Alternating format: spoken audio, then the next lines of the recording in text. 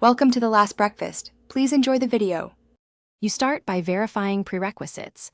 Unlock the bootloader and enable OEM unlock in developer options. Once done, flash a trusted custom recovery like TWRP via Fastboot so you can write system changes. Make a full backup of your current ROM and pull battery and charging logs with a DB. This preserves settings and gives data to compare. After backing up, mount partitions in recovery. Transfer the fast charge kernel or config file to /SD card, and prepare to apply permissions and modules. Now you apply the kernel or module that enables the fast charge path.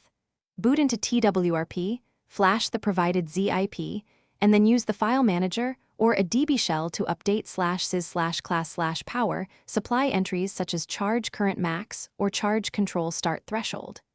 Make sure to write the exact values your device supports. Wrong numbers can harm the battery.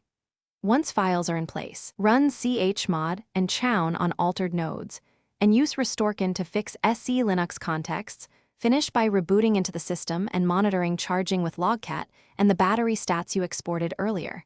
Compare amperage and temperature trends to confirm faster charging without overheating. If you see instability, boot back to recovery and restore your backup, or reflash the stock kernel.